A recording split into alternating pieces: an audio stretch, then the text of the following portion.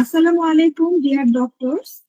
আজকে আমরা বিলিয়ন লাভের চ্যাপ্টার 35, 36 এন্ড চ্যাপ্টার 44 এই তিনটা চ্যাপ্টার পড়বো। তার মধ্যে থেকে সবথেকে ইম্পর্টেন্ট চ্যাপ্টার হচ্ছে চ্যাপ্টার 44। এই চ্যাপ্টারের ইম্পর্টেন্ট টপিক গুলো, যে টপিক গুলো থেকে বিভিন্ন পরীক্ষায় আপনারা প্রশ্ন কমন পাবেন, সেই ইম্পর্টেন্ট টপিক গুলোকে আমরা হচ্ছে পাওয়ার পয়েন্ট প্রেজেন্টেশনের মাধ্যমে আপনাদেরকে পড়িয়ে দিব।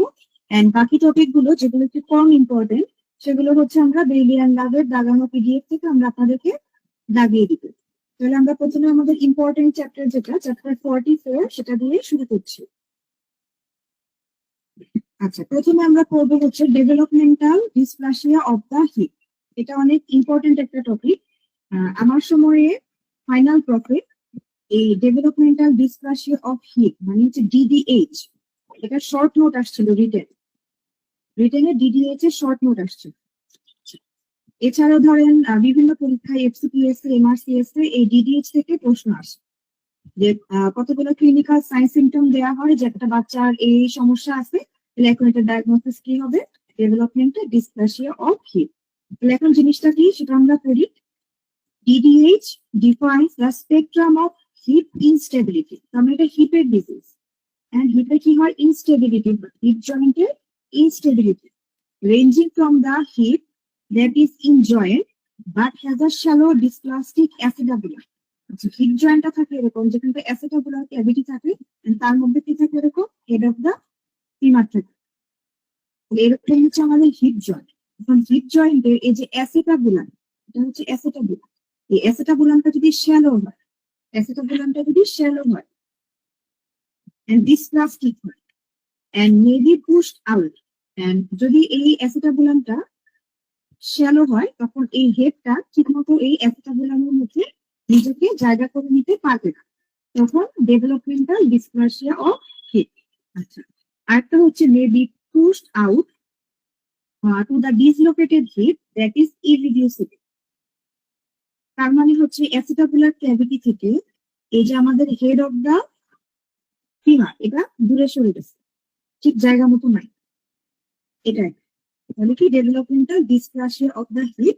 এটাকে যদি আমরা দুইটা ভ্যারাইটি বলি, একটা হচ্ছে ডিউ টু শ্যালো অ্যাসেটাবুলাম, আর আরেকটা হচ্ছে যে অ্যাসেটাবুলাম ক্যাভিটিতে শ্যালো না, বা অ্যাসেটাবুলাম থেকে আমাদের হেড অফ দা ফিমারটা দূরে সরে গেছে। এখানে দুটা কথা আছে দেখেন, বার্লো পজিটিভ আর হচ্ছে Ortolani negative. Ortolani negative, Barlow positive. Barlow আর অর্টোলানি হচ্ছে দুটা টেস্ট। এই টেস্ট গুলা কিভাবে করে? এগুলো হচ্ছে ক্লিনিক্যাল এক্সামিনেশনের টেস্ট আর কি। এখানে অর্টোলানির ও দিয়ে আপনি মনে করেন, ও বলতে অ্যাসেটাবুলার ক্যাভিটিটাকে যদি আপনি মনে করেন ও এর মধ্যে নিয়ে আসবো আমরা ফিমারের হেড, এটাকে বলে অর্টোলানি টেস্ট। তাহলে যদি কোনো একটা বাচ্চার জন্মের পরে, মানে এটা হচ্ছে পেডিয়াট্রিক্সে বা ধরেন গাইনিতে বা অবস্টেটিক্সে একটা বেবি ডেলিভারি হওয়ার পরে আমরা কি করি? বাচ্চাটার নিওনেটাল কোনো অ্যাবনর্মালিটি আছে কিনা, কনজেনিটাল অ্যাবনর্মালিটি আছে কিনা সেটা দেখার জন্য আমরা কিছু টেস্ট করি। যেমন বাচ্চাটার এনাসে আমরা চেক করি যে ইমপারফোরেটেড এনাস আছে কিনা, বা স্পাইনে কোনো অ্যাবনর্মালিটি আছে কিনা, বা বডির আর কোথাও কোনো কনজেনিটাল অ্যানোমালি আছে কিনা সেটা আমরা টেস্ট করি। তো তেমনি তখন বাচ্চার হিপ জয়েন্টটা ঠিক আছে কিনা এটা বোঝার জন্য আমরা দুটো টেস্ট করি, একটা হচ্ছে অর্টোলানি, একটা হচ্ছে বার্লো। এখন কোনো কারণে যদি আমাদের কাছে বাচ্চার হিপ জয়েন্টটা মনে হয় যে হিপ জয়েন্টটা ডিসলোকেটেড আছে এবং বাচ্চার ফিমারটা হচ্ছে অ্যাসেটাবুলার ক্যাভিটির মধ্যে নাই, ধরেন এটা সরে গেছে, ডিসলোকেটেড হয়ে সামনে বা পিছে চলে আসছে। এখন যদি আমরা এই হেড অফ দা ফিমারকে অ্যাসেটাবুলামের মধ্যে নিয়ে আসতে চাই, সেটাকে বলবো আমরা অর্টোলানি পজিটিভ, যেটাকে বলবো আমরা অর্টোলানি টেস্ট পজিটিভ। কিন্তু দেখেন, যখন বলছে যে ডিসলোকেটেড হিপ ইরিডিউসিবল, এই অর্টোলানি টেস্ট পজিটিভ না, নেগেটিভ। তার মানে কি অ্যাসেটাবুলামের মধ্যে আমরা হেড অফ দ্য ফিমারকে আনতে পারবো না, ইরিডিউসিবল, সেটাকে বলবো অর্টোলানি নেগেটিভ। কিন্তু যদি আমরা অ্যাসেটাবুলামের মধ্যে হেড অফ দ্য ফিমারকে আনতে পারি, তাহলে আমরা বলবো অর্টোলানি পজিটিভ। ঠিক আছে, তাহলে অর্টোলানি মানে কি? ও এর ভিতরে আনবে। ও এর ভিতরে মানে কি? অ্যাসেটাবুলার ক্যাভিটিটা তো কাইন্ড অফ ও এর মতো দেখতে।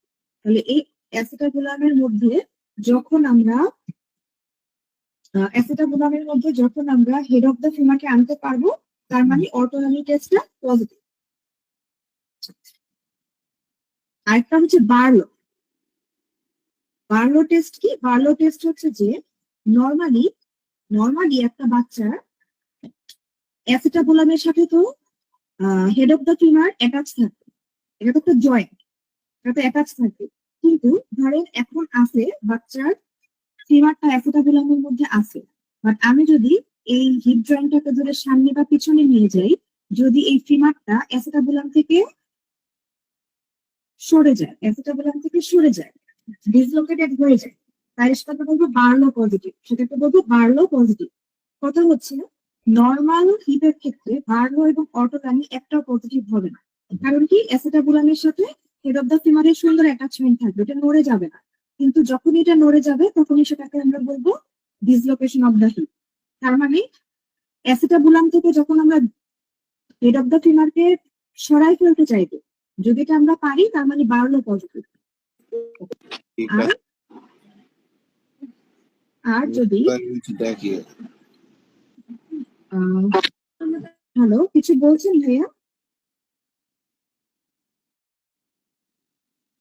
আচ্ছা, ঠিক আছে। তাহলে যদি আমরা এই অ্যাসিটাবোলামের মধ্যে নিয়ে আসতে পারি ফিমারকে, তাহলে বলবো আমরা অটোগামি পজিটিভ। আর অ্যাসিটাবোলাম থেকে যদি আমরা ফিমারটাকে সরাতে পারি, ডিসপ্লেস করে দিতে পারি, সেটাকে বলবো আমরা বার্লো পজিটিভ। তো ইটিওলজি বা কজ কি কি আছে এই ডিডিএইচ এর? কজ কি কি আছে? এক নম্বর হচ্ছে জেন্ডার। এটা গার্লদের ক্ষেত্রে, মেয়ে বাচ্চাদের ক্ষেত্রে কমন। কেন? হরমোনাল ফ্যাক্টরের কারণে।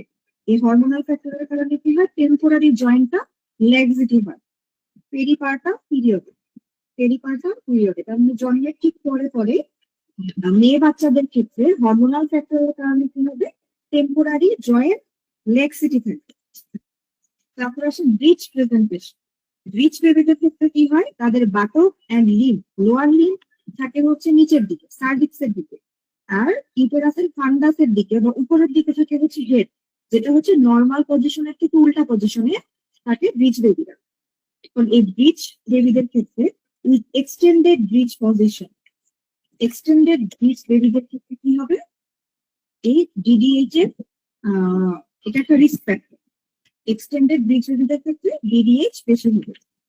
Birth order more common in first born, যাদের প্রথম বেবিদের ক্ষেত্রে এটা বেশি হবে ইন দ্য লেফট হিপ। কোন হিপে বেশি হবে? ফার্স্ট বর্নের লেফট হিপে, because of common foetal position. আমরা গাইনিতে পড়তাম না যে লেফট অক্সিপিটো অ্যান্টিরিয়র, মানে বাচ্চার মাথার যে অক্সিপুটটা অ্যান্টিরিয়র দিকে থাকবে, লেফট অ্যান্টেরিয়রে থাকবে। সেই পজিশনে থাকলে লেফট হিপটা ডিডিএইচ হওয়ার সম্ভাবনা বেশি। In a tight primi gravid uterus, কারণ ফার্স্ট বর্ন বেবিদের ক্ষেত্রে ইউটেরাসকে বলা হয় প্রাইমি গ্র্যাভিড ইউটেরাস। এবং এই প্রাইমি গ্র্যাভিড ইউটেরাসের ক্ষেত্রে কি হয়? প্রাইমি গ্র্যাভিড ইউটেরাসের ক্ষেত্রে বাচ্চাটা সেখানে খুব টাইট ফিটিং ভাবে থাকে, এবং তখন বাচ্চাটাকে যখন টেনে টেনে বের করা হয়, তখন লেফট হিপের ডিসলোকেশন হওয়ার চান্স সব থেকে বেশি। Oligohydramnios restricts foetal movement. তাহলে যখন মাদার্স উইন্ডে থাকবে, সেখানে যদি অ্যামনিওটিক ফ্লুইড কম থাকে, সেই কন্ডিশনকে আমরা বলি অলিগোহাইড্রামনিওস। তাহলে অলিগোহাইড্রামনিওসের ক্ষেত্রে কি হয়? বাচ্চা ফিটাল মুভমেন্ট ঠিক মতো হয় না। এছাড়া যদি বাচ্চার টর্টিকোলাইটিস থাকে, এছাড়া যদি মেটাটার্সাস অ্যাডাক্টাস থাকে, সেক্ষেত্রেও কি হতে পারে? ডিডিএইচ হতে পারে। ফ্যামিলি হিস্ট্রি, যদি কোনো ফ্যামিলি মেম্বারের ডিডিএইচ এর হিস্ট্রি থাকে, সেক্ষেত্রে বাচ্চাদের হতে পারে। রিজিওনাল এন্ড রেশিয়াল ভেরিয়েশন, পৃথিবীর কিছু কিছু রিজিয়নে আছে যেখানে ডেভেলপমেন্টাল ডিসপ্লাসিয়া অফ হিপ কম। তাহলে এগুলো হচ্ছে ইটিওলজি বা কজ। এখন দেখেন আমাদের অর্থোপেডিক্সে যে কোনো ধরনের ডিজিজের ক্ষেত্রে কি হয়? আমরা এক্সরে দিয়ে ডায়াগনোসিস করি। অর্থোপেডিক্সের যে কোনো ডিজিজে আমরা এক্সরে দিয়ে ডায়াগনোসিস করি, কিন্তু এই ডিডিএইচ হচ্ছে একমাত্র কন্ডিশন যেখানে আমরা কি আল্ট্রাসাউন্ড করি। ডিডিএইচ এর ক্ষেত্রে আমরা কি করি? আল্ট্রাসাউন্ড করি।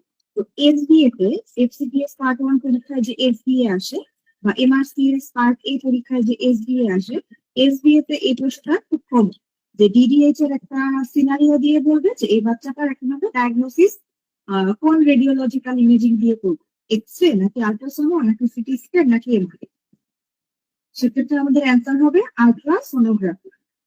কেন? আল্ট্রাসোনোগ্রাফি দিয়ে হচ্ছে অ্যানাটমি বোঝা যায় and the stability of the hip, anatomy বোঝা যায় এবং স্টেবিলিটি বোঝা যায়। এন্ড এই আল্ট্রাসোনোগ্রাফিটা হচ্ছে একটা স্ক্রিনিং টুল,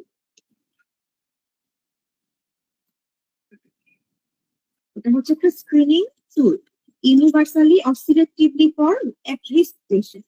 মানে ইউনিভার্সালিটা আমরা সব ধরনের বাচ্চাদের ক্ষেত্রে ডিডিএইচ ডায়াগনোসিস করার জন্য আমরা একটা আল্ট্রাসাউন্ড করতে পারি, আল্ট্রাসাউন্ড অফ হিপ জয়েন্ট, অথবা আমরা সিলেক্টিভলি এই যে আমরা রিস্ক ফ্যাক্টর কতগুলো করে আসলাম, ইটিওলজি বা রিস্ক ফ্যাক্টর যেগুলো, যাদের রিস্ক ফ্যাক্টর আছে তাদের ক্ষেত্রে করতে পারি। এখন screening scan should be perform between 4 to 6 weeks of age. Screening করবো আমরা 4 থেকে 6 সপ্তাহ বয়সে, আর ট্রিটমেন্ট দিব কখন? 6 সপ্তাহ পর থেকে। 6 সপ্তাহ হয়ে গেলে তারপরে ট্রিটমেন্ট দিব।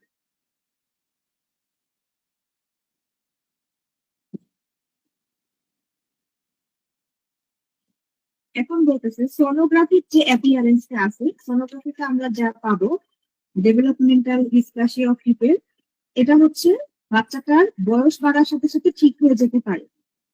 সেজন্য আমরা 6 সপ্তাহ পর্যন্ত যে কোনো ট্রিটমেন্টে যাব না। 6 সপ্তাহের পরে আমরা ডিসাইড করবো যে আমরা কি ট্রিটমেন্ট দিব।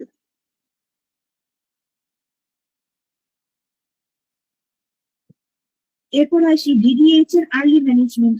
আমরা বলছি যে আমরা ট্রিটমেন্ট দিব কখন? 6 সপ্তাহের পরে, 6 সপ্তাহের আগে না। আর্লি ট্রিটমেন্ট মানে হচ্ছে বাচ্চা যদি আমাদের কাছে আগে আসে, আর্লি প্রেজেন্ট করে, তাহলে আমরা আর্লি ম্যানেজমেন্ট দিতে পারি। দেখেন 2 থেকে 3 সপ্তাহ পর্যন্ত বা মোটামুটি 6 সপ্তাহ পর্যন্ত আমরা কোনো ট্রিটমেন্ট দিব না, no treatment required, continuously improve করবে। এখন 4 থেকে 6 মাস বয়স পর্যন্ত আমরা কি করতে পারি? একটা হারনেস দিতে পারি অথবা স্প্লিন্ট দিতে পারি, ইফেক্টিভ ট্রিটমেন্ট। এখন হারনেস কি জিনিস সেটা একটু পরে একটা ছবিতে আমরা দেখব। তার মানে জাস্ট জয়েন্টটাকে ঠিক জায়গায় ধরে রাখতে হবে, রিডিউস করতে হবে, ইমোবিলাইজ করতে হবে এন্ড ঠিক জায়গায় ধরে রাখতে হবে। রিডাকশন করা মানে কি? রিডাকশন করা মানে জাস্ট এই অ্যাসেটাবুলার ক্যাভিটির মধ্যে আমি হেড অফ দা ফিমারকে এনে দিব, এটাকে বলতেছে রিডাকশন। আর ইমোবিলাইজেশন,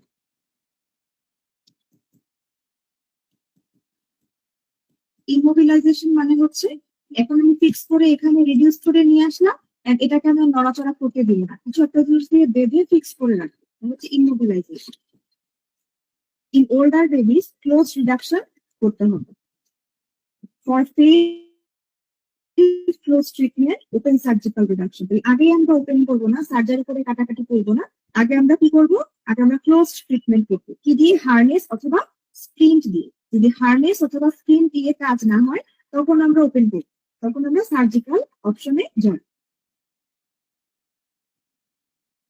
এই যে দেখেন এটা হচ্ছে একটা হারনেস, হারনেসের নাম হচ্ছে পাবলিক হারনেস, পাবলিক হারনেস। এটা কি করে দেখেন? Controls hip flexion whereas the posterior strap limits adduction। পিছন দিকে যে ফিতা দেওয়া হয়েছে এটা অ্যাডাকশনটাকে লিমিট করে, মানে এটা অ্যাবডাকশন করতে হেল্প করে। দেখেন অ্যাবডাকশন স্ট্র্যাপ এনকারেজেস অ্যাবডাকশন, তাহলে এটা অ্যাবডাকশন করতে। অ্যাবডাকশন মানে কি? 2 পা 2 দিকে চলে যাবে, এটা বলে অ্যাবডাকশন। আর ফ্লেকশন স্ট্র্যাপ, দেখেন সামনের দিকেরটা হচ্ছে ফ্লেকশন স্ট্র্যাপ, যে ফ্লেকশনটাকে লিমিট করে, বাচ্চা এর থেকে বেশি ফ্লেকশন যেন করতে না পারে। Controls hip flexion. আচ্ছা, তাহলে অ্যান্টেরিয়র স্ট্র্যাপ কি করে? ফ্লেকশনকে কন্ট্রোল করে। পোস্টেরিয়রটা কি করে? অ্যাডাকশন অ্যাবডাকশনকে কন্ট্রোল করে। তাহলে পোস্টেরিয়রটা হচ্ছে অ্যাকচুয়ালি অ্যাবডাকশনে হেল্প করে। এছাড়া পাও বেঁধে দেয়, দেখেন leg strap, shoulder strap, chest strap. তাহলে এরকম করে আমরা বাচ্চাটাকে বেঁধে রাখবো, এটাকে বলতেছে public harness. Leg presenting DDH, ধরেন বাবা মা বুঝতে পারলো না আর্লি এজে যে বাচ্চাটা ডিডিএইচ আছে, তাহলে ওল্ডার চাইল্ড, বয়স একটু বেশি হয়ে গেছে, তাহলে এখন সার্জারি করা লাগে। সার্জারিটা কি? Femoral osteopathy, improves hip stability. Femoral osteopathy, femur যে বোনটা, ফিমারের হেডটাকে কেটে অ্যাসিটাবুলামের সাইজের করা হোক, তাহলে femoral osteotomy. Pelvic osteotomy redirects or reshapes the acetabulum, অথবা অ্যাসিটাবুলামটাকে কেটে কুটে আমরা হেড অফ দ্য ফিমারের সাইজে শেপে নিয়ে আসবো। যে কোনো একটা করা যায়, এটা বাচ্চার বোনস দুটার কন্ডিশন বুঝে, বা আমরা দুটাও করতে পারি। যে ফিমারটাকেও আমরা অ্যাসিটাবুলামের সাইজে করলাম, অ্যাসিটাবুলামের সাইজটাকেও ফিমারের সাথে, মানে দুইটাকে আমরা অ্যাকচুয়ালি রিসাইজ বা রিশেপ করে তারপরে জোড়া রাখি। তাহলে একটা হচ্ছে ফিমোরাল অস্টিওটমি, আর একটা হচ্ছে pelvic osteotomy. The potential for acetabular remodeling decreases after the age of 3 to 4 years. তাহলে acetabular remodelingটা 3 থেকে 4 বছরের পরে একটা কাজ করে। 3 থেকে আগে নিয়ে আসে আমরা acetabular remodeling করতে পারি। আর 4 বছরের বেশি হয়ে গেলে acetabular remodeling আর ভালো কাজ করবে না, তখন আমাদের ফিমোরাল অস্টিওটমি বেছে নিতে হবে। এখন এই যে 2 ধরনের ট্রিটমেন্ট আমরা শিখলাম, এই ডিডিএইচ ট্রিটমেন্টের ক্ষেত্রে রিস্ক বা কমপ্লিকেশন কি? Avascular necrosis. অ্যাভাসকুলার নেক্রোসিস মানে ফিমোরাল হেডে ব্লাড সাপ্লাইটা হ্যাম্পার হতে পারে, তখন ফিমোরাল হেডটা কি হতে পারে? নেক্রোসিস হয়ে যেতে পারে।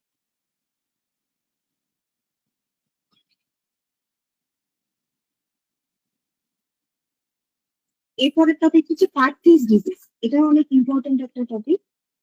এইচসিটিএস পার্ট 1 এ আর হচ্ছে এমআরসিএস পার্ট 2 এ, এই 2 ধরনের পরীক্ষাতে এই পার্কিস ডিজিজটা হচ্ছে অনেক ইম্পর্টেন্ট। এবং অর্থোপেডিক্স থেকে যদি ধরেন 5টা প্রশ্ন আসে, তার মধ্যে থেকে একটা অবশ্যই পার্কিস ডিজিজ থেকে আসবে।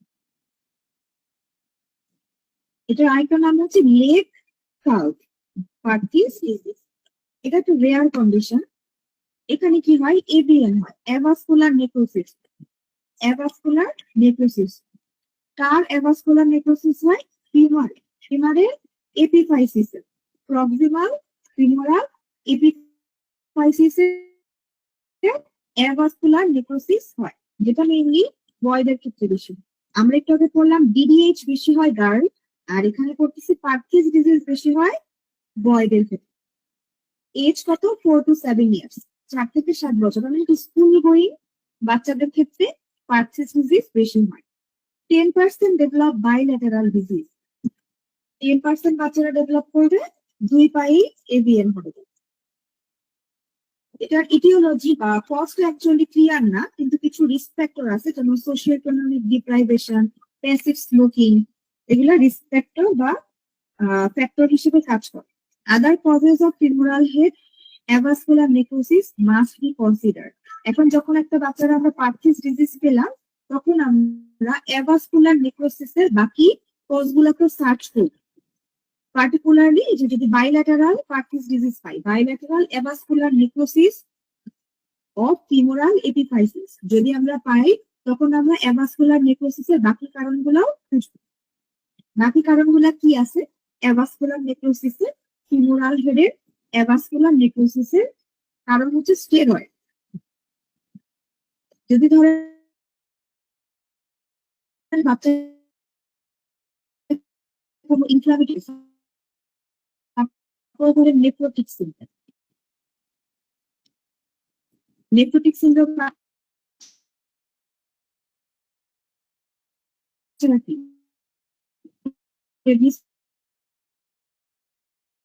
খায়, স্টেরয়েড খায়,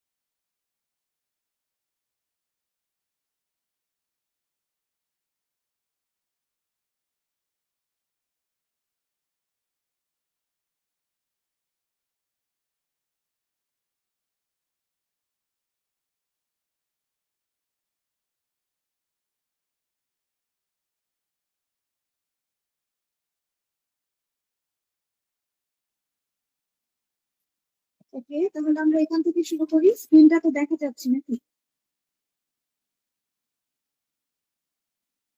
ওকে,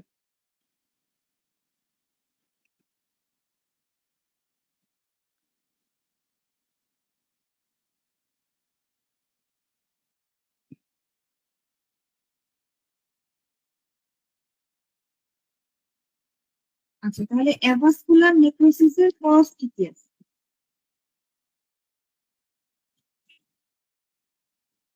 স্টেরয়েড, কোনো একটা বাচ্চা যদি কোনো কারণে লং টার্ম স্টেরয়েড খায়, লং টার্ম স্টেরয়েড কোন কোন ডিজিজে খায়, যেমন ধরো নেক্রোটিক সিনড্রোম। নেক্রোটিক সিনড্রোমের বাচ্চারা কি প্রেডনিসোলোন খায়। প্রেডনিসোলোন কি একটা একটা স্টেরয়েড। তাহলে যারা স্টেরয়েড খায় লং টার্ম, তাদের ক্ষেত্রে ফিমোরাল হেডে অ্যাভাসকুলার নেক্রোসিস হতে পারে। এরপরে ধরেন প্রিভিয়াস কোনো ইনফেকশন, ইনজুরি বা কোনো সার্জারি হিস্ট্রি থাকলে। এরপরে হচ্ছে পারথিস ডিজিজ, এছাড়া sickle cell disease, hypothyroidism, multiple epiphyseal dysplasia. Dysplasia মানে কি? Disorder growth of tissue. আচ্ছা, তাহলে এই কারণগুলোতে কি হয়? ফিমোরাল হেডের অ্যাভাসকুলার নেক্রোসিস। এরপরে সামারি বক্স 44.9, ইম্পর্টেন্ট এই বক্সটা। তাহলে পারথিস ডিজিজ একটু আমরা রিকল করি, কাদের হয়? বয়েজদের ক্ষেত্রে বেশি হয়, 4 থেকে 7 বছর বয়সে হয়। যেটাকে আমরা বলতে পারি 12 বছরের কম বয়সের বাচ্চাদের। AVN leads to femoral head collapse, তাহলে ফিমোরাল হেডের অ্যাভাসকুলার নেক্রোসিসের জন্য ফিমোরাল হেডটা কলাপস হয়ে যাবে।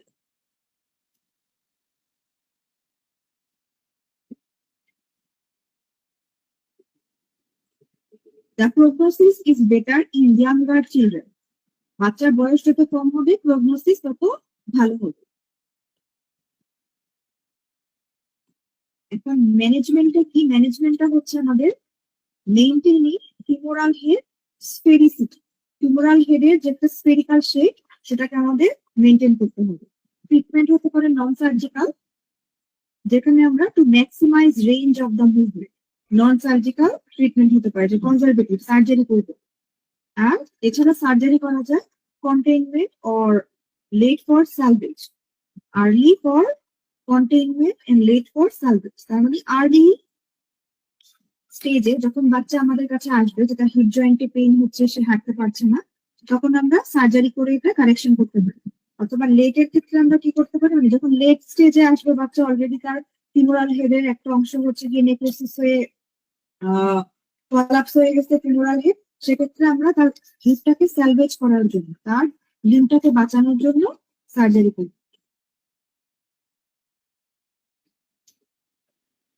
আচ্ছা, এখন কোন একটা বাচ্চা, পার্কিন্স ডিজিজের বাচ্চা যদি আমাদের কাছে আর্লি স্টেজে আসে, এবং যদি আমরা তার এই ডিফর্মিটিটাকে কারেকশন করে দিতে পারি, তাহলে ব্লাড ফ্লোটা যদি রিটার্ন হয়, return of the blood supply কি হবে? রিসর্পশন হবে এন্ড রিঅসিফিকেশন হয়ে ফিমোরাল হেডটা হিল হয়েছে। তার মানে পার্কিন্স ডিজিজের আর্লি ডায়াগনোসিস এন্ড আর্লি ট্রিটমেন্টটা খুবই ইম্পর্টেন্ট। পার্কিন্স ডিজিজের কি কি ধরনের সার্জিক্যাল অপশন আছে, সেগুলা একটু জাস্ট নামগুলা জানতে। আচ্ছা, আর্লি স্টেজে আসলো, ফিমোরাল অস্টিওটমি করবো, ইনোমিনিক অস্টিওটমি, শেল অ্যাসিটাবুলোপ্লাস্টি। মানে হয় আমরা ফিমারের ক্ষেত্রে ঠিক করবো, অথবা আমরা অ্যাসিটাবুলামকে ঠিক করবো। ইন্টারমিডিয়েট, আর্লি বলতে যেটা 12 বছর বয়সের মধ্যে আমাদের কাছে আসবে। এরপরে ইন্টারমিডিয়েট, ইন্টারমিডিয়েট এবং একটা জিনিস দেখেন, যখন একটা বাচ্চার 4 থেকে 7 বছর, এই সময়ের মধ্যে তার পার্কিন্স ডিজিজটা দেখা দিল, এন্ড বাচ্চাটা এই বয়সের মধ্যে আমাদের কাছে আসলো এবং আমরা আর্লি কারেকশন করলাম, তখন আমরা ফিমোরাল অস্টিওটমি করবো, ইনোমিনিক অস্টিওটমি করবো, বা শেলফ অ্যাসিটাবুলোপ্লাস্টি করবো। এখন ধরেন বাচ্চাটা খুবই নেগলেক্টেড, যে তাকে ঠিক মতো কেয়ার করা হচ্ছে না, তার এই ব্যথা বা এই কমপ্লেন গুলার জন্য তাকে ডাক্তারের কাছে নিয়ে আসা হচ্ছে না। তার বয়স 7 বছর থেকে পার হয়ে 10, 12, 14 বছর বয়সে আমাদের কাছে আসলো, ততদিনে অলরেডি কি তার ফিমোরাল হেডের একটা অংশ নেক্রোসিস হয়ে গেছে। তখন আমরা আর্থ্রো ডায়াস্টাসিস করবো। এই আর্থ্রো ডায়াস্টাসিস এর এইম হচ্ছে ডিফর্মিং প্রেশারটাকে কমাইতে হবে ফিমোরাল হেড থেকে। তারপর লেগ এবং আরো দেরিতে আসলো যতক্ষণে পেশেন্টের ফিমোরাল হেডের অনেক অংশ নেক্রোসিস হয়ে গেছে, তখন আমরা ফিমোরাল অস্টিওটমি করব, আর্থ্রোটমি করতে পারি, head neck osteoplasty, trochanteric epiphysiodesis or distal transfer করতে পারি। এটা কেন করব? To improve joint continuity and function, to improve joint mechanics, জয়েন্টের মেকানিক্সটা ঠিক করার জন্য, জয়েন্টের ফাংশনটা একটু ইমপ্রুভ করার জন্য। এছাড়া কন্ট্রোলাইটারের লিম্ব, অপোজিট সাইডের লিম্বে কি করবো আমরা? Distal femoral epiphysiodesis. এটা কেন করবো? To reduce leg length, discrepancy and effects on hip mechanics. একটা জিনিস দেখেন, পার্কিন্স ডিজিজে যে পাশের ফিমোরাল হেডের হচ্ছে নেক্রোসিস হয়ে যাচ্ছে, ফিমোরাল হেডটা যদি নেক্রোসিস হয়ে যায় তাহলে সেই পাশের লিম্বটা শর্টেনিং হয়ে যায়, তাহলে আরেক পাশের লিম্ব কি হবে? লং থেকে যাচ্ছে। লিম্বের মধ্যে একটা ডিসক্রিপেন্সি, দুই পাশের লিম্ব অসমান, দুইটা পা অসমান, তাহলে তো বাচ্চা খোঁড়ায় খোঁড়ায় হাঁটবে। তো সেক্ষেত্রে কি করবো আমরা? অপোজিট সাইডের লিম্বটাকে আমরা ডিস্টাল ফিমোরাল এপিফাইসিওডেসিস করে দিব, যাতে করে দুই পাশের লিম্বটা সমান হয়। মানে যেটা ভালো পা আছে সেই লিম্বেরও লেন্থটাকে একটু যদি কমায় দিতে পারি তাহলে বাচ্চার দুইটা লিম্ব সমান হলে সে সহজে হাঁটতে পারবে। আচ্ছা, তাহলে আমরা দুইটা খুব ইম্পর্টেন্ট টপিক করলাম, ডিডিএইচ আর হচ্ছে পার্কিন্স ডিজিজ। এরপরে আমাদের নেক্সট যে টপিকটা এখন করবো এটা অনেক ইম্পর্টেন্ট, হচ্ছে স্কুপি বলে এটাকে, slip of the upper femoral epiphysis, মানে হচ্ছে slip of the upper femoral epiphysis. আর যদি ক্যাপিটাল বলি, slip of the capital femoral epiphysis, মানে আপার আর ক্যাপিটাল একই কথা, এটার নাম হচ্ছে সুপি। এখন সুপিতে কি হয় দেখেন, এখানে বলতেছে যে ফাইসিস নামের একটা জায়গা আছে বোনসে, যেটা ফিমোরাল প্রক্সিমাল ফিমোরাল এপিফাইসিস মানে ফিমোরাল হেড, এন্ড মেটাফাইসিস মানে ফিমোরাল নেক। ফিমোরাল হেড আর নেকের মাঝখানে কানেকশন করে কে? ফাইসিস। ফিমোরাল হেড আর ফিমোরাল নেকের মধ্যে কানেকশন করে কে? ফাইসিস। এখন কিছু ফিজিওলজিক্যাল কন্ডিশন আছে, আবার কিছু প্যাথোলজিক্যাল কন্ডিশনও আছে, যেমন ধরেন স্ট্রেস ফ্র্যাকচার। এ ধরনের কন্ডিশনে কি হয়? এপিফাইসিস ডিসপ্লেস হয়ে যায়। এপিফাইসিস ডিসপ্লেস হয়ে গেলে intracapsular femoral neck fracture, intracapsular femoral neck fracture, তখন leg lies short and externally rotated. তাহলে দেখেন হেড আর নেকের মাঝখানে, হেড আর নেকের মাঝখানে এই জায়গাটাতে যদি স্ট্রেস ফ্র্যাকচার হয়, তো যদি ডিসলোকেটেড হয়ে যায় তখন কি হবে? লিম্বটা শর্ট হয়ে যাবে, লিম্বের লেন্থটা কমে যাবে। Leg lies short and externally rotated, short and externally rotated. তাহলে এখানে painful limitation of hip movement, তাহলে এই জিনিসটা খুবই পেইনফুল একটা কন্ডিশন। এটাই হচ্ছে কি সিপি। এখন এখানে তো হিলটনস ল আছে। হিলটনস লটা কি জিনিস? এটা হচ্ছে joint is supplied by the same nerve. Hip জয়েন্টের নার্ভ সাপ্লাই এর মধ্যে অবটুরেটর নার্ভ আছে, অবটুরেটর নার্ভ। আমার ধরে নি জয়েন্টের সাপ্লাই এর মধ্যে কি আছে? অবটুরেটর নার্ভ আছে। তাহলে সেম নার্ভ দিয়ে যেহেতু দুইটা জয়েন্ট সাপ্লাই পায়, তাহলে সুপিতে দেখেন প্যাথোলজিটা হচ্ছে হিপ জয়েন্টের, কিন্তু সুপির কারণে হিপ জয়েন্টের সাথে সাথে নি জয়েন্টেও পেইন হবে, বাচ্চা নি পেইনও কমপ্লেন করবে, যদিও প্যাথোলজিটা হচ্ছে আমাদের হিপ জয়েন্ট। এটাকে বলতেছে হিলটনস ল। তাহলে হিলটনস ল কি? যে সেম নার্ভ সাপ্লাই এর জন্য হিপ জয়েন্টের প্যাথোলজির কারণে হিপ জয়েন্টে পেইনের সাথে সাথে নি জয়েন্টেও পেশেন্ট পেইন ফিল করবে, এটাই হচ্ছে হিলটনস ল।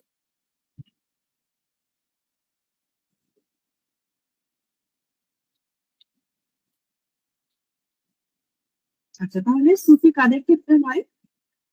পিউবার্টাল চিলড্রেন, পিউবার্টির আগে হবে। Boys are more commonly affected. Knee pain থাকে কেন? হিলটনস ল অনুযায়ী নি পেইন থাকে। Short and externally rotated. এখন এই যে স্লিপ, যে ফিমোরাল এপিফাইস, এখানে আমরা কি করবো, এখানে আমরা পিনিং করবো, pin in situ with a single screw, screw দিয়ে পিনিং করে দিতে হবে into the centre of the epiphysis, epiphysis এর সেন্টারে পিন এন্ড স্ক্রু দিয়ে এটাকে জোড়া লাগাই দিতে হবে। AVN is a clear complication, তাহলে এখানেও কি অ্যাভাসকুলার নেক্রোসিসটা একটা কমপ্লিকেশন, মানে সুফির কমপ্লিকেশন ও এভিএন, আবার সুফির জন্য আমরা যে পিলিং করব স্ক্রু দিয়ে সেই সার্জারির কমপ্লিকেশন হচ্ছে এভিএন।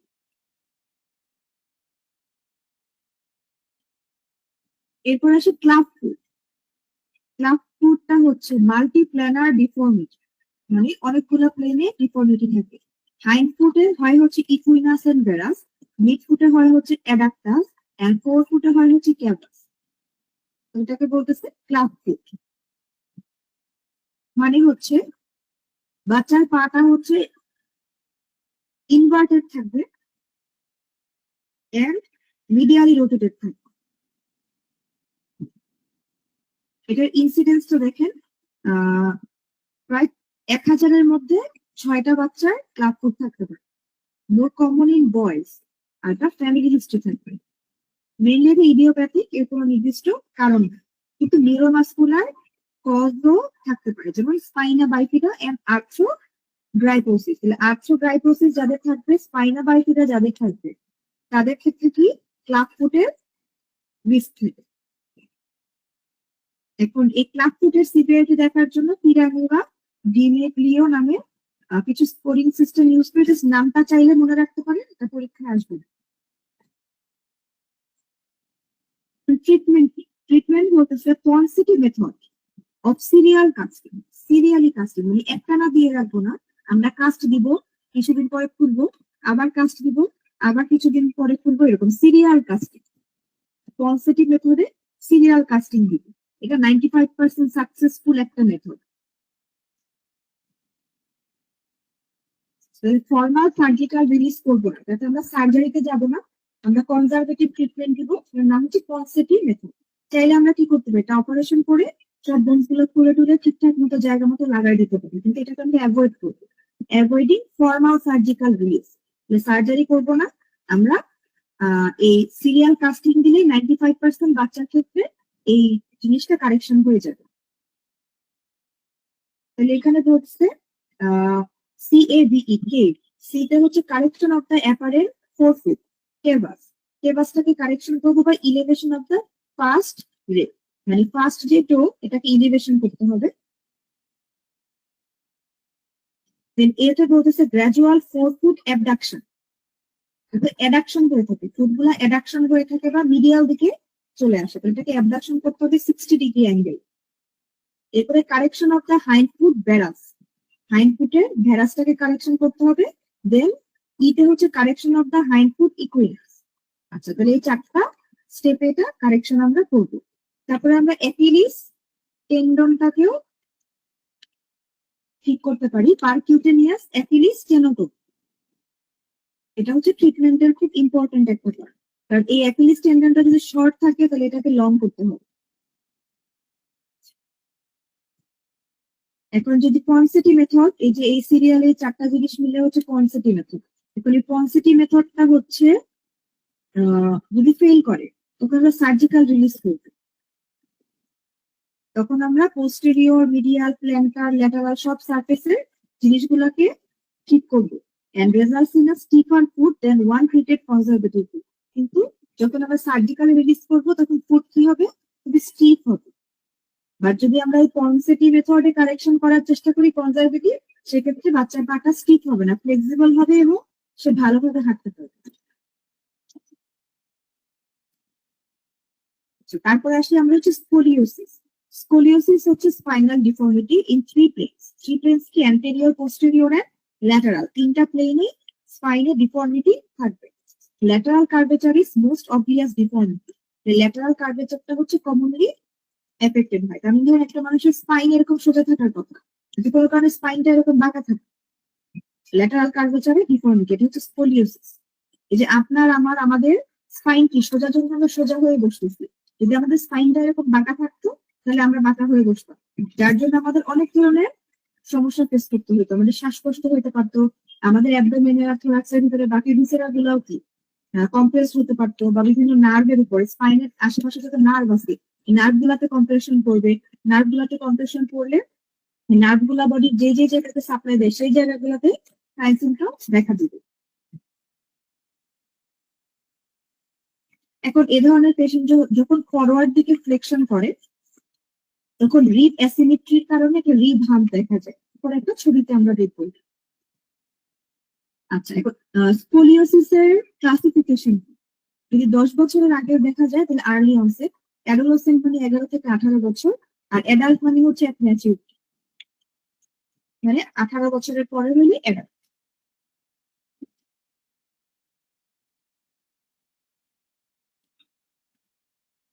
তাহলে স্কোলিওসিস হচ্ছে মাল্টি প্লেনার ডিফর্মিটি, যেখানে একটা রোটেশনাল কম্পোনেন্ট থাকে।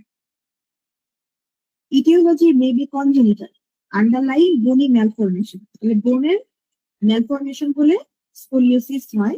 এছাড়া নিউরোমাসকুলার কজ হতে পারে, কোন একটা সিনড্রোম হিসাবে হতে পারে, তো ইডিওপ্যাথিক হতে পারে। লেন্থ ডিসক্রিপেন্সির জন্য কি স্কোলিওসিস হয়, মানে কোন একটা বাচ্চার যদি দুইটা পা সমান না হয়, একটা পা বড় একটা পা ছোট হয় কোনো কারণে, ধরেন পোলিওর কারণে বা অন্য যে কোনো কারণে, অ্যাক্সিডেন্টের কারণে, বা যে পার্টিস ডিজিজ করলাম আমরা, পার্টিস ডিজিজ বা সুফি, যে কোনো জিনিসের কারণে যদি বাচ্চার দুইটা পা একটা বড় একটা ছোট হয়, সেক্ষেত্রে কি হবে? Leg length discrepancy, leg length discrepancy. আচ্ছা, সেক্ষেত্রে কি হবে? স্কোলিওসিস হবে, মানে স্পাইনটা এরকম কার্ভেচারটা নষ্ট হয়ে যায়। তখন পেশেন্টের ব্যাক পেইন হবে। এখন স্কোলিওসিস এর কারণে সেই জায়গাতে ইনফেকশন হতে পারে, তখন একটা টিউমারও হতে পারে। টিউমার আর ইনফেকশনের সাথে যদি স্কোলিওসিস থাকে সেখানে ব্যাক পেইন। ট্রিটমেন্ট কি? ট্রিটমেন্টটা ডেভেলপ মানে ট্রিটমেন্টটা হচ্ছে মেইনলি ডিপেন্ড করবে সিভিয়ারিটির উপর আর কার্ভেচারের উপরে, যে এই যে স্কোলিওসিসটা এরকম বাঁকা হয়ে স্কোলিওসিস হলে এটা কার্ভেচারটা কত থেকে, আর এটা সিভিয়ারিটি কত, সাইন সিমটমের সিভিয়ারিটি কত, নার্ভ ইনভলভমেন্ট হয়েছে কিনা, পেশেন্টের কি কি কমপ্লেন হচ্ছে, এগুলো জিনিসের উপর ডিপেন্ড করবে। এখন যদি বেশি সাইন সিমটম না থাকে, যদি স্পাইন বেশি কার্ভেচার না হয়, সেক্ষেত্রে অবজারভেশনে রাখবো। আর যদি আরেকটু বেশি খারাপ অবস্থায় আমরা ব্রেসিং করতে পারি, আর আরো খারাপ অবস্থা হলে সার্জিক্যাল কারেকশন, সার্জারি করে স্পাইনটাকে ফিক্স করতে হবে, স্পাইনাল ফিক্সেশন।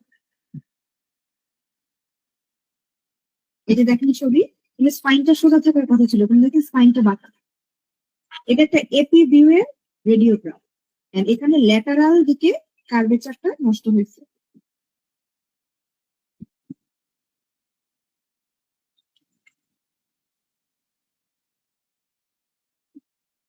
আর এখানে দেখেন এই বাচ্চাটার কনজেনিটাল ভার্টিব্রাল অ্যানোমালি আছে। এই জায়গাতে দেখেন ভার্টিব্রাল গুলো সব সমান না, আঁকা বাঁকা এরকম। এটা কনজেনিটাল ভার্টিব্রাল অ্যানোমালির কারণে স্কোলিওসিস হয়ে গেছে। এরপর আসেন স্পন্ডাইলোলিস্থেসিস। স্পন্ডাইলোলিস্থেসিসটা হচ্ছে খুব কমন, মানে সার্জিক্যাল প্র্যাকটিসে অর্থোপেডিক সার্জনদের কাছে স্পন্ডাইলোলিস্থেসিসের প্রচুর পেশেন্ট আসে। ঠিক আছে, এই স্পন্ডাইলোলিস্থেসিসের অন্যতম কারণ হচ্ছে আমরা আমাদের পোস্টার ঠিক করে হাঁটাচলা করি না, পোস্টার ঠিক করে বসি না। আমরা সবসময় পুজো হয়ে বসি, যখন আমরা কম্পিউটারে বসে কাজ করি বা ক্লাস করি বা যে কোনো কিছু করি, আমরা আমাদের স্পাইনের নর্মাল পজিশনটা ঠিক রাখি। এর কারণে স্পন্ডাইলোলিস্থেসিস। স্পন্ডাইলোলিস্থেসিস জিনিসটা কি? যে একটা ভার্টিব্রা তো আরেকটা ভার্টিব্রার উপরে থাকে, তাই না? মাঝখানের জায়গাটাকে বলি আমরা ইন্টারভার্টিব্রাল ডিস্ক। এখন যদি ধরেন এটা হচ্ছে অ্যান্টেরিয়র দিক, এটা হচ্ছে পোস্টেরিয়র দিক, কোনো কারণে এখন এই আপার ভার্টিব্রাটা যদি সামনের দিকে সরে আসে,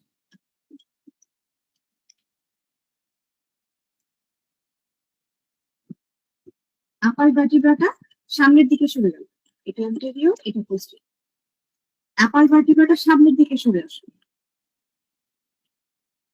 তাহলে এটাকে বলবো spondylolisthesis. Spondylolisthesis.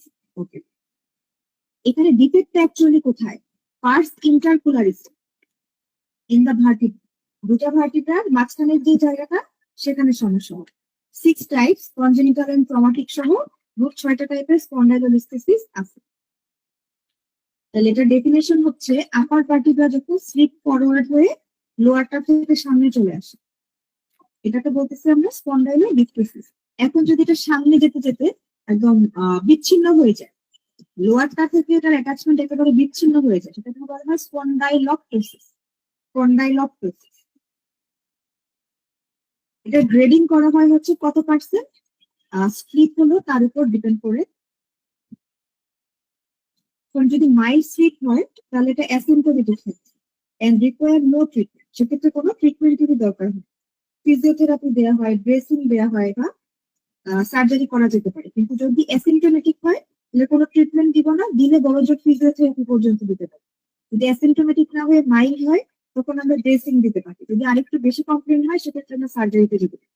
Depends on the degree of slip and symptoms. Mechanical back pain যদি থাকে সেক্ষেত্রে ফিজিওথেরাপি দিয়ে বা ব্রেসিং দিয়েও ভালো কাজ করে। কিন্তু যদি নিউরোলজিক্যাল ইনভলভমেন্ট, যে স্পন্ডাইলোলিস্থেসিস এর জন্য ভার্টিব্রা সামনের দিকে সরে গেছে, এনে আশেপাশের যে নার্ভ আছে সেই নার্ভগুলোর উপর কম্প্রেশন দিচ্ছে, তাহলে নিউরোলজিক্যাল ইনভলভমেন্ট হয়ে গেল, তখন অবশ্যই সার্জিক্যাল ইন্টারভেনশন লাগবে। এখানে যে অপারেশন করা হয় তার নাম হচ্ছে স্পাইনাল ফিক্সেশন। স্পাইনের এই ভার্টিব্রা গুলোকে ফিক্স করে দেওয়া হয়, স্ক্রু দিয়ে ফিক্স করে দেওয়া।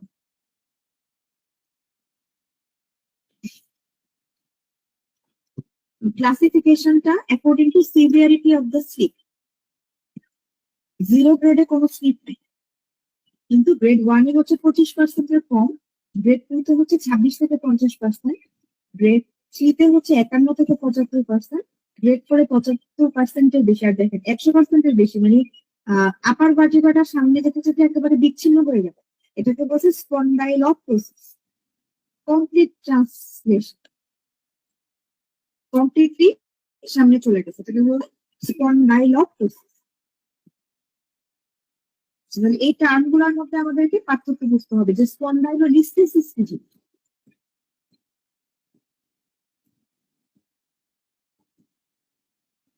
স্পন্ডাইলোলিস্থেসিস মানে জাস্ট আপার ভার্টিব্রাটা সামনের দিকে চলে আসবে। স্পন্ডাইলপ্টোসিস মানে হচ্ছে কমপ্লিটলি সামনের দিকে চলে এসে বিচ্ছিন্ন হয়ে যাবে। তারপরে স্পন্ডাইলাইটিস। আইটিস, আইটিস মানে এখানে ইনফ্লামেশন, ইনফ্লামেটরি কন্ডিশন। এরপর আসে সেপটিক আর্থ্রাইটিস।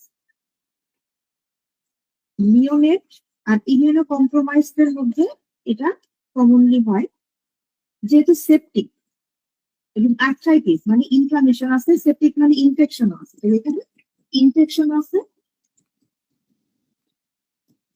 ইনফ্লামেশন আছে, তাহলে পেইন থাকবে, ফিভার থাকবে, reluctance to move the joint or weight bear, তাহলে জ্বর থাকবে, ব্যথা থাকবে এবং পেইনের কারণে সেই জয়েন্টটাকে মুভ করতে চাইবে, সেই জয়েন্টে ওয়েট বিয়ার করতে পারবে। তাহলে এখানে ইনভেস্টিগেশন কি দিব? CBC, ESR, CRP must, blood culture দিব এর সাথে এক্সরে করতে দিব। এরপরে জয়েন্টে যদি পাস থাকে, পাস থাকলে সে পাসটাকে আমরা নিয়ে কালচার সেন্সিটিভিটি করতে পারি। এখন এই পাসের কারণে কি হয়? আর্টিকুলার কার্টিলেজ ডিস্ট্রয় হয়ে যায় এন্ড অ্যাভাসকুলার নেক্রোসিস। এখন ট্রিটমেন্ট হবে হচ্ছে প্রম্পট রিমুভাল অফ পাস। এই পাসটাকে কি অ্যাসপিরেট করে বের করে ফেলতে হবে, অ্যাপ্রোপ্রিয়েট অ্যান্টিবায়োটিক দিতে হবে, pain relief and skin touch. এই হচ্ছে সেপটিক আর্থ্রাইটিস এর ট্রিটমেন্ট।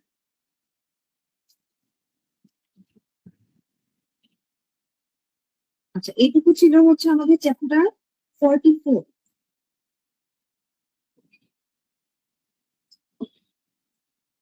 এখন আমরা চ্যাপ্টার 35 আর 36টা একটু আপনাদেরকে দাগাই দিই। চ্যাপ্টার 35 এ আছে history taking and clinical examination in musculoskeletal disease. তাহলে মাসকুলোস্কেলিটাল সিস্টেমে হিস্ট্রি টেকিং আর ক্লিনিক্যাল এক্সামিনেশন সম্পর্কে। তাহলে প্রথমে দেখেন টেক হিস্ট্রি, হিস্ট্রিতে আমরা কি নেব জিনিসটা একবার রিডিং দিই, জাস্ট রিড ইট।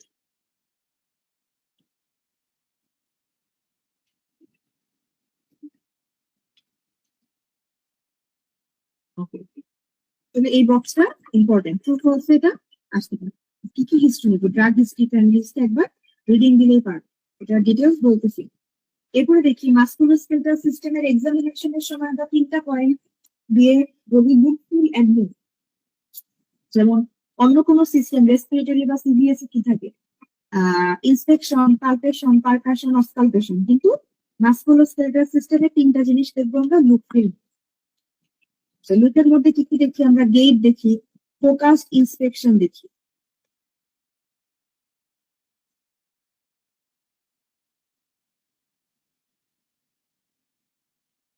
আচ্ছা, তারপরে হচ্ছে গেট। গেটের কি কি জিনিস সমস্যা আছে দেখেন। যদি এন্টালজিক গেট হয়, এন্টালজিক গেটে hip joint arthritis. Trendelenburg gait হয় হচ্ছে weakness of hip abductors. High stepping gait হচ্ছে ফুড ড্রপের ক্ষেত্রে হয়, যদি কমন পেরেনিয়াল নার্ভ পালসি হয়। স্পাস্টিক টাইপের গেট বা লিম্ফ কখন হবে সেরেব্রাল পালসিতে। একাক্সিক লিম্ফ কখন হবে সেরেবেলার প্যাথোলজিতে। এই কয়টা জিনিস ভেরি ভেরি ইম্পর্টেন্ট।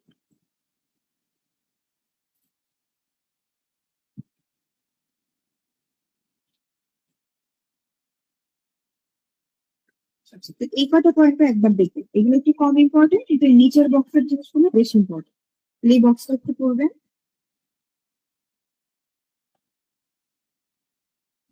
তারপরে হচ্ছে এই বক্সটা একটু দেখবেন, এটা আমরা সবাই জানি। ফ্লেকশন মানে কি, ল্যাটারাল ফ্লেকশন মানে কি, সার্কামডাকশন মানে কি, ইনভার্সন রিভার্সন কি, তাহলে এই জিনিসগুলো আমরা জানি, একবার রিডিং দিই।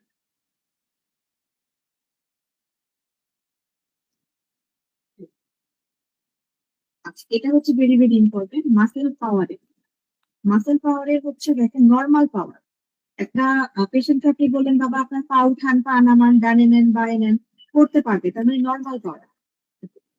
ফোর হচ্ছে অ্যাক্টিভ মুভমেন্ট এগেইনস্ট রেজিস্ট্যান্স বা পাওয়ার লেস দেন ফুল। মানে হচ্ছে অ্যাক্টিভ মুভমেন্ট করতে পারবে কিন্তু মুভমেন্ট কিছুটা কম, এবং আমি যদি তার পাটা চেপে ধরে রাখি এগেইনস্ট রেজিস্ট্যান্স, সে পা তুলতে পারবে কিন্তু তার পায়ের পাওয়ারটা অত বেশি নেই। এটা হচ্ছে four. Active movement against gravity, active movement করতে পারে গ্র্যাভিটির এগেইনস্টে, তাইলে আমি তাকে থ্রি দিব। আচ্ছা, তাইলে প্রথমে আমি একটা পেশেন্টকে বলবো যে বাবা আপনার পা উঠান, সে যদি উঠাইতে পারে তাকে আমি থ্রি দিব। যদি উঠাইতে পারে তাহলে তাকে আমি থ্রি দিব। জাস্ট পা উঠাইতে পারছে, পেশেন্টটা শোয়া অবস্থা চিন্তা করে।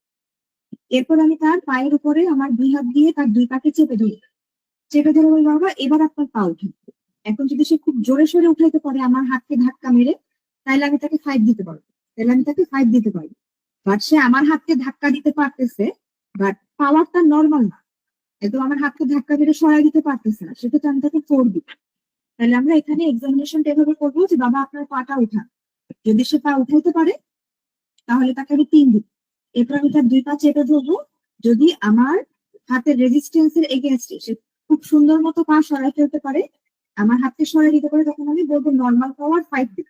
আর যদি এর মাঝামাঝি হয় তাহলে দিব 4।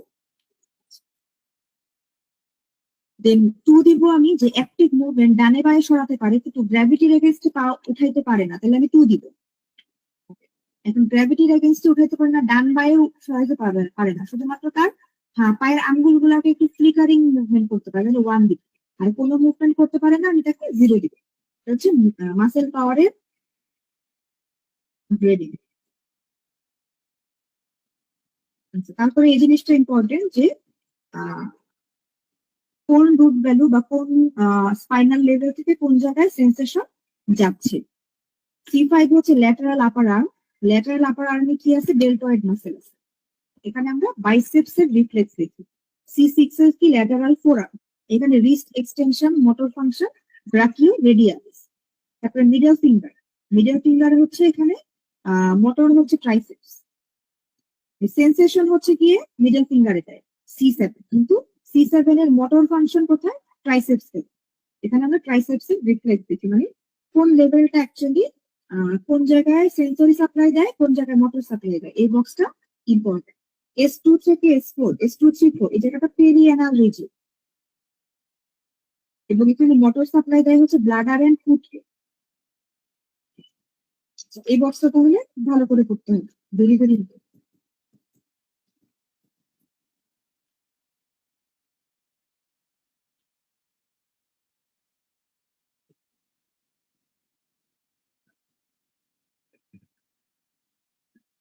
আচ্ছা, এখন মাস্কুলোস্কেলেটাল এক্সামিনেশনে যদি আমরা সিরিয়ালি বলি, প্রথমে কি করবো, হ্যান্ড হাইজিন এন্ড চ্যাপেরন প্রেজেন্স, মানে আমরা একটা অ্যাটেন্ডেন্স চাইবো, এন্ড হাইজিন মিন্স করবো মানে হ্যান্ড ওয়াশ করবো।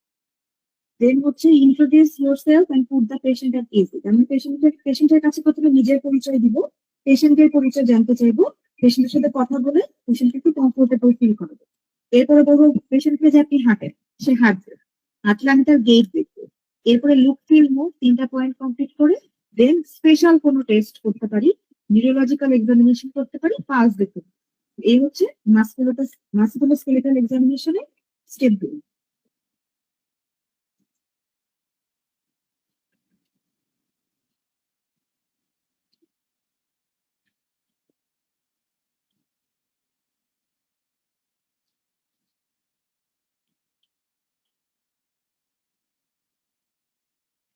আচ্ছা, স্ট্রেট লেগ রেইজ টেস্ট নামের একটা টেস্ট আছে। এখানে কি হয়, tension along the sciatic nerve L5 থেকে S1 এই লেভেলের নার্ভতে একটা টেনশন বেড়ে যায়। পেশেন্টকে আমরা সুপাইন পজিশনে রাখবো, তার পা এলিভেট করবো with the knee bend to check pain free movement of the হিপকে পেইন ফ্রি ভাবে মুভমেন্ট করতে পারে কি। তাহলে পেশেন্ট যদি পেইন ফিল করে তাহলে আমরা বলবো টেস্টটা হচ্ছে পজিটিভ। তারপর আসে স্পাইন এক্সামিনেশনের জন্য স্পেশাল টেস্ট কি কি আছে, নামগুলো পড়বো, এগুলো ট্রু ফলসে আসতে পারে। তারপর মাসেল ওয়াস্টিং কি কি রকমের হয়, thenar muscle wasting, hypothenar, intrinsic wasting, and এটা কোন মাসেলের পালসের জন্য হয়, ভেরি ভেরি।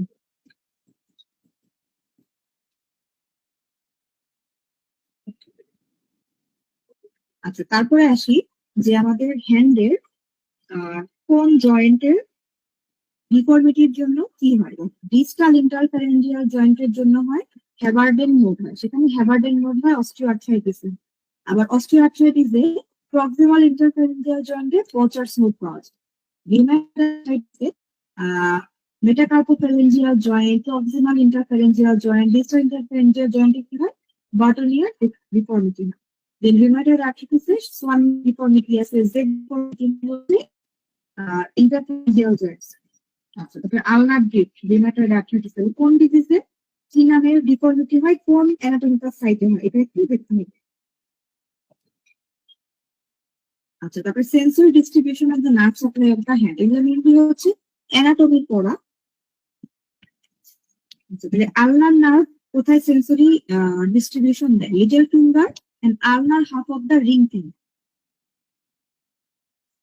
তাহলে যদি আমরা একটা হ্যান্ড রাখি এরকম যে হ্যান্ড, তাহলে লিটল ফিঙ্গার আর এই রিং ফিঙ্গারের হাফ, এই অংশটাকে সাপ্লাই দিবে আলনার, এই অংশটাকে সাপ্লাই দিবে আলনার। আচ্ছা, আর মিডিয়ান নার্ভ দিবে হচ্ছে বাকিটুকু, দেখো এই জায়গা,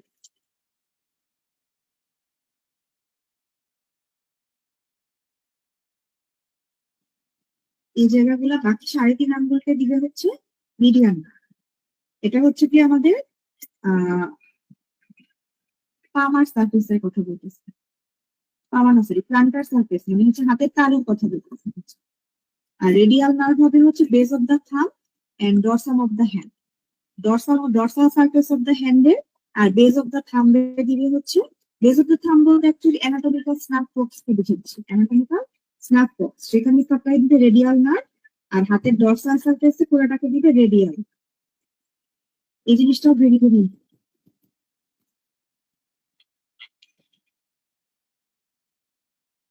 এরপরে দেখেন স্পেশাল হ্যান্ড টেস্ট আছে কিছু, যে অ্যালেন্স টেস্ট, ফিনেলস টেস্ট, কোন নার্ভের জন্য করা হয়।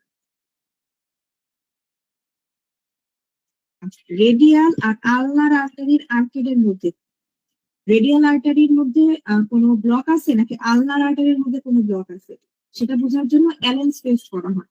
মানে এখানে রেডিয়াল আর আলনার দুইটা আর্টারিকে কম্প্রেস করা হয়, তারপরে যে কোনো একটাকে কম্প্রেস রেখে আরেকটা রিলিজ করে দেওয়া হয়, তখন দেখা যায় যে ব্লাড সাপ্লাইটা কারেকশন হচ্ছে কিনা।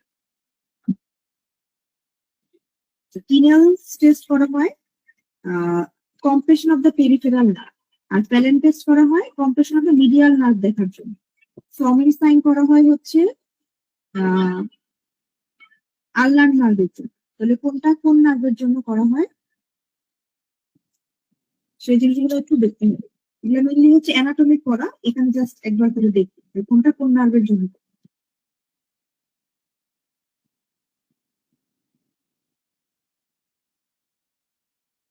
হ্যান্ড অ্যান্ড রিস্ট এক্সামিনেশনের স্পেশাল টেস্ট হচ্ছে এগুলো।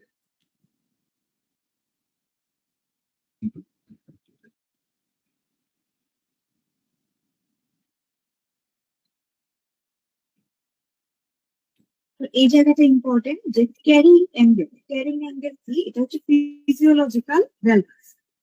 9 থেকে 14 ডিগ্রির মতো একটা অ্যাঙ্গেল থাকে কোথায়, আর্ম এবং ফোর আর্মের মাঝখানে। এই যে দেখুন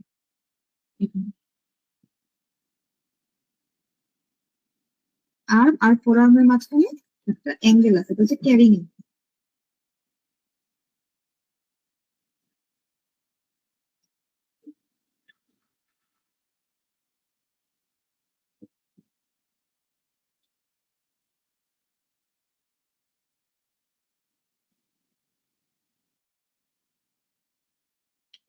শোল্ডারের জন্য আমরা কিছু টেস্ট করি, এই টেস্ট গুলোর নাম জানতে হবে। শোল্ডারের জন্য এই টেস্ট করি।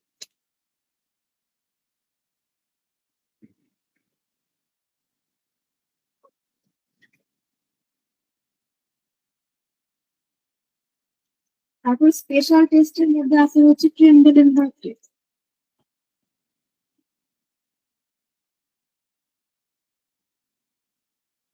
আচ্ছা, যদি হিপ জয়েন্ট উইক হয় তাহলে ট্রেন্ডেলেনবার্গ টেস্ট পজিটিভ।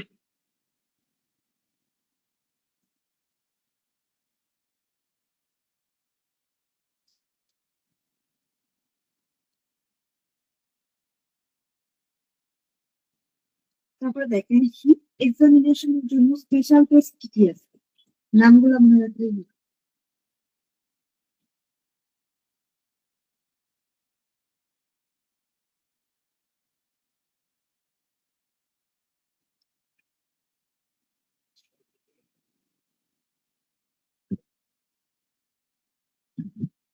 আচ্ছা, এরপরে আসে medial collateral ligament, lateral collateral ligament. এখন মিডিয়াল কোল্যাটারাল লিগামেন্টটা যদি ল্যাক্স হয় অথবা ডেফিসিয়েন্ট, তাহলে নি ইনস্টেবিলিটি হয়ে যাবে। অ্যাপ্লাই না ভেলগাস স্ট্রেস। ভেলগাস স্ট্রেস মানে কি, পা দুই দিকে যদি ছড়ানো হয় তাকে বলে ভেলগাস স্ট্রেস। আর যদি দুইটা পা একদিকে আনা হয় তাহলে বলা হয় বেরাস স্ট্রেস। মানে হচ্ছে ধরেন দুইটা এরকম একদিকে আনা হলো তাহলে এটা হচ্ছে বেরাস। আর যদি দুইটা পা এরকম দুই দিকে ছড়ানো হয় তাহলে সেটাকে বলা হয় হচ্ছে ভেলগাস। তাহলে ভেলগাস স্ট্রেস দিলে নি জয়েন্ট আনস্টেবল হয়ে যায়। ল্যাটারাল ল্যাটারাল লিগামেন্টকে বেরাস স্ট্রেস যদি দেওয়া হয়, বেরাস স্ট্রেস মানে কি দুটা মাঝখানের দিকে নিয়ে আসে, এটাকে বলা হয় বেরাস। আর দুটো দুই দিকে যদি দেওয়া হয় তাহলে সেটাকে বলা হয় বেলগাস। তাহলে বেলগাস স্ট্রেস টেস্ট পজিটিভ হবে মিডিয়াল কোলাটারাল লিগামেন্টের ইনজুরিতে, আর বেরাস স্ট্রেস টেস্ট পজিটিভ হবে ল্যাটারাল কোলাটারাল লিগামেন্টের ইনজুরি। আচ্ছা, তারপরে অ্যান্টেরিয়র ক্রুশিয়েট লিগামেন্টের জন্য দুটো টেস্ট। অ্যান্টেরিয়র ক্রুশিয়েট লিগামেন্টের জন্য দুটো টেস্ট আছে। দুটো টেস্ট কি, দা ল্যাচম্যান টেস্ট আর একটা হচ্ছে দা অ্যান্টেরিয়র ড্রয়ার টেস্ট। এই টেস্ট গুলো মনে রাখতে হবে যে কোনটার জন্য কোন টেস্ট পজিটিভ। এবার পোস্টেরিয়র ক্রুশিয়েট লিগামেন্টের জন্য পোস্টেরিয়র ড্রয়ার টেস্ট পজিটিভ। তারপর হচ্ছে ট্যাকটেলো ফিমোরাল জয়েন্ট দেখার জন্য পেটেলার ট্র্যাকিং, পেটেলার এপ্রিহেনশন, এই দুটো।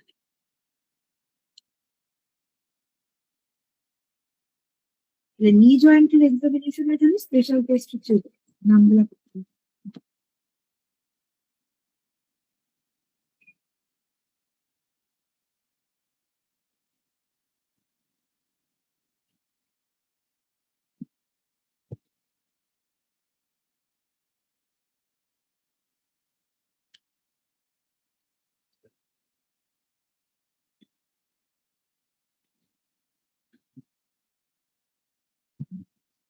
আচ্ছা, তারপরে অ্যাকিলিস টেন্ডনের জন্য আমরা কি টেস্ট করি, সিমন্স টেস্ট বা থমসন টেস্ট।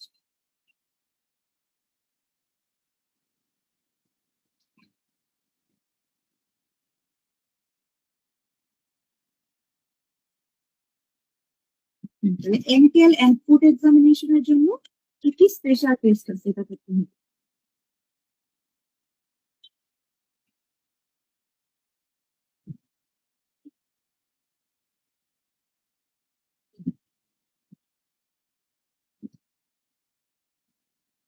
আচ্ছা, এখান থেকে একটা জিনিস করতে হবে, মর্টনস নিউরোমা। জিনিসটার নাম কি দেখুন, টপিকটার নাম হচ্ছে মর্টনস নিউরোমা। এখান থেকে শুধু এইটুকু মনে রাখবেন যে মর্টনস নিউরোমাটা হচ্ছে থার্ড এন্ড ফোর্থ টু এর মাঝখানে, থার্ড আর ফোর্থ টু এর মাঝখানে। ওকে, তাহলে চ্যাপ্টার 35 থেকে ছিল হচ্ছে এই কটা জিনিস ইম্পর্টেন্ট, এগুলো একটু পড়ে নিন। আর এখানে বেশিরভাগ জিনিস হচ্ছে অ্যানাটমিক টপিক। যাদের হচ্ছে অ্যানাটমির একটু বেসিক ভালো আছে তারা এটা একবার রিডিং দিলেই ভালো করে পারবে। আর এখান থেকে মানে এই যে 35 নাম্বার চ্যাপ্টার থেকে পরীক্ষায় আসার মতো জিনিস কম, এটা বেশিরভাগই হচ্ছে এক্সামিনেশন বা ওয়ার্ড বেস, কারণ চ্যাপ্টারটার নামই হচ্ছে ইনস্টিটিউটিং অ্যান্ড ক্লিনিক্যাল এক্সামিনেশন। কারণ এটা ওয়ার্ডে আমরা শিখতে পারবো, এটা আসলে মানে রিটেনে আসার মতো বা এমসিকিউ তে আসার মতো জিনিস। এরপর হচ্ছে 36 sports medicine and sports injuries.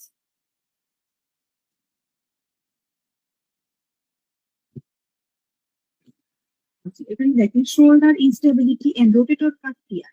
এখান থেকে আমাদের ইম্পর্টেন্ট হচ্ছে রোটেটর কাফের কি মাসেল আছে সেটা পড়ে ফেলতে হবে। রোটেটর কাফের মাসেলের অ্যানাটমি থেকে পরীক্ষায় প্রশ্ন আসে। এখন যদি কোনো কারণে পেশেন্টের শোল্ডার ইনস্টেবিলিটি হয়, সেক্ষেত্রে আমরা রেডিওগ্রাফ করবো, এক্সরে করবো।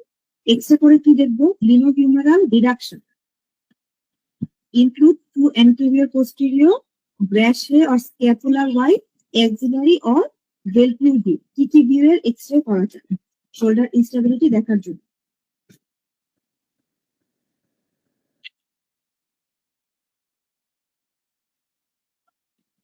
এখন যদি অ্যান্টেরিয়র গ্লেনোহিউমেরাল ডিসলোকেশন হয়, আমরা একটা স্লিং ইউজ করতে চাচ্ছি।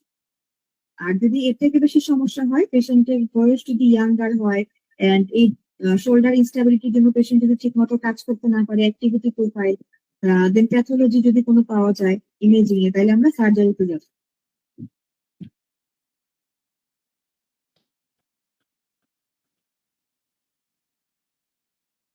আলনার কোলাটেরাল লিগামেন্টের টিয়ার, এটা তাদের ক্ষেত্রে হয় রিপিটেটিভ থ্রোয়িং এন্ড ফ্লিপস।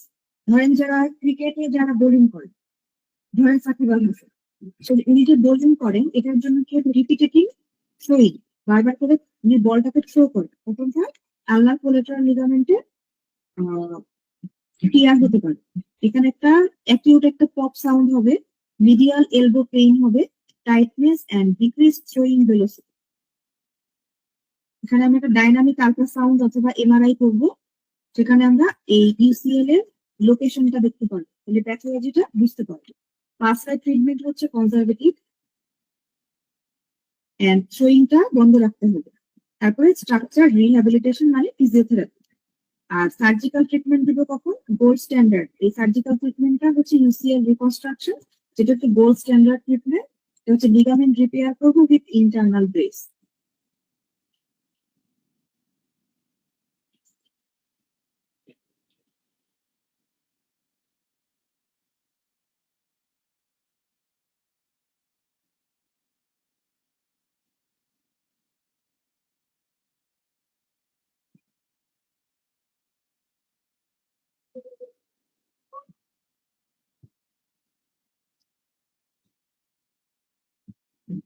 আচ্ছা, সামারি বক্স 36.4,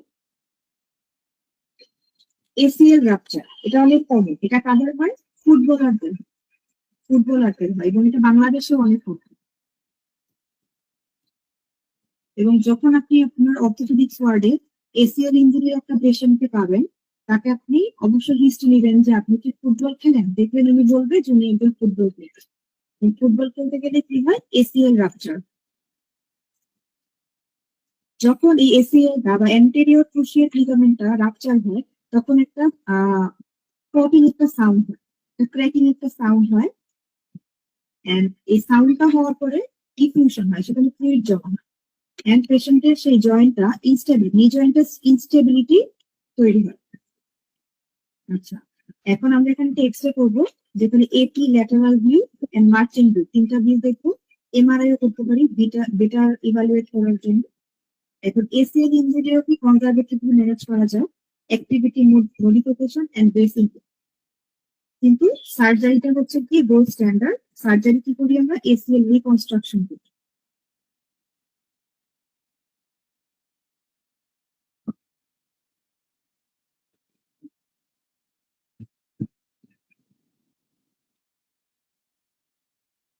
তারপরে হচ্ছে অ্যাঙ্কেল স্প্রেন। অ্যাঙ্কেল স্প্রেনটা কি? সবথেকে কমন ইনজুরি, অ্যাথলেটদের ক্ষেত্রে কমন, এটা কমন জেনারেল পপুলেশনেও কিন্তু অ্যাঙ্কেল স্প্রেনটা খুব কমন। আচ্ছা, তাহলে আমরা অ্যাঙ্কেল স্প্রেনে একটা এক্সরে করে দেখবো কোনো ফ্র্যাকচার আছে কিনা। স্প্রেন মানে তো কি পা মচকানো, তার মানে এখানে কোনো ফ্র্যাকচার নাও থাকতে পারে। আচ্ছা, এখন রেডিওগ্রাফ কখন করবো? পেশেন্টের যদি ফিফথ মেটাটার্সালের বেজে যদি টেন্ডারনেস পাই, অথবা নেভিকুলার বোনে যদি কোনো টেন্ডারনেস পাই, এন্ড পেশেন্ট যদি পা দিয়ে হাঁটতে না পারে, তখন আমরা একটা এক্সরে করি। এখন অ্যাঙ্কেল স্প্রেনের ট্রিটমেন্ট হচ্ছে কনজারভেটিভ। এখানে আমরা রাইস ট্রিটমেন্ট দিই, রাইস আর আইসি। রাইস ট্রিটমেন্ট কি?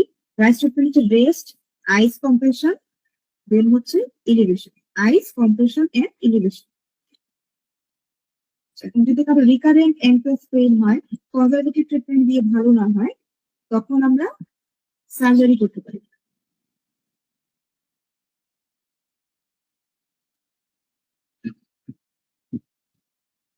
ওকে, তাহলে আমাদের এই চ্যাপ্টার থেকে পড়া এতটুকু ছিল।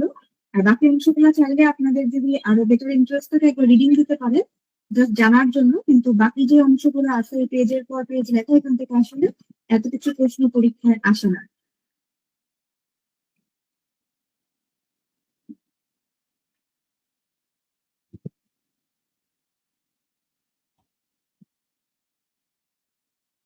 ঠিক আছে, ওকে, আমাদের আজকের ক্লাসটা তাহলে এতটুকু পর্যন্তই।